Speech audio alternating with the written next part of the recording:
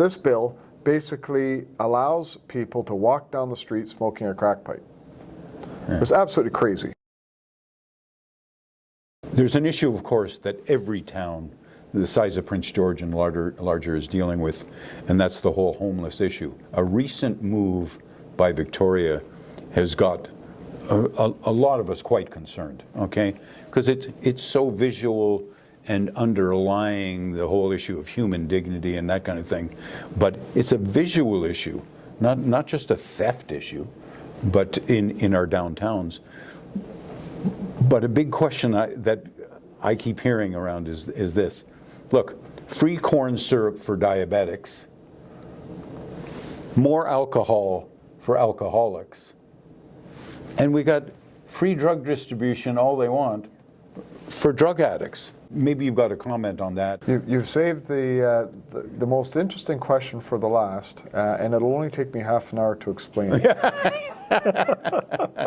So well, let's draw it into it. Let me put it. So for example, and I'll try to summarize it just in a couple of quick little things. Right. So here's how backwards thinking it is in the legislature. There was a bill, I think it was Bill 34, that was passed and voted on unanimously with the exception of the Conservative Party members and the Green Party members. And we voted against it for very different reasons. But this bill basically allows people to walk down the street smoking a crack pipe. Yeah. It was absolutely crazy. Right. And the bill was touted because it said, oh, but you can't be in a playground or in a park or within 6 meters of a door or these types of things. So, I mean, what are we doing? Telling police officers they've got to have a tape measure? I mean, it's crazy. But you can walk down the middle of the street smoking a crack pipe and it's perfectly legal.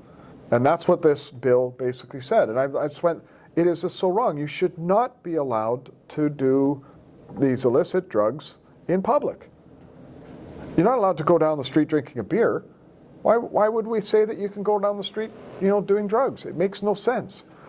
Can you go on the record of saying, okay, we can, if I form a government, we can reverse some of these things? We see this all the time. People talk a good talk, but who actually reverses some of these laws, the edicts, that kind of thing? Can you do that? So can you do it? So that's a great question. What was the next question? No. So. No, let's be straightforward with this. This is not, there's no magic bullet to this. There's no, silver, like you just do it this way and it'll all go away. That's not the way it works. You actually have to have a range. And first of all, you have to get rid of decriminalization. Decriminalization actually takes a tool away from police. They can't gather evidence on dealers, right, and be able to go after them.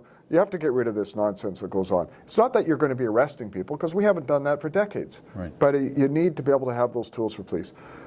When it comes to people with addictions, you have to understand that people are individuals. They all have different reasons. Maybe it was a work injury, maybe it was something, kids, maybe it's just the way their composition is, that they're just more susceptible to addiction. There's a whole wide range of things that lead to that. So you can't have one solution. What you need to have is just have a range of things. Everything from doctor-prescribed treatment to voluntary treatment to involuntary treatment, where you're basically forcing people through this, to actually getting to the place where you've got these street hardened addicts that are damaged to the point where they need long-term support. Right. It is inhumane for us to think that allowing people to live on the street and living in the filth of a street and trying to provide service, it's inhumane to think that is what we should be doing in society. We actually should be providing an option for those people. And I was talking with a group of hereditary chiefs just a few weeks ago, and they said, why don't we look at this idea of providing some housing and some support, and so that some of the First Nations people with addictions could move home. That might be a great option for some, maybe not for all. But the point is, with this, you need to be looking at that range of services, and that's how you address this issue of addictions.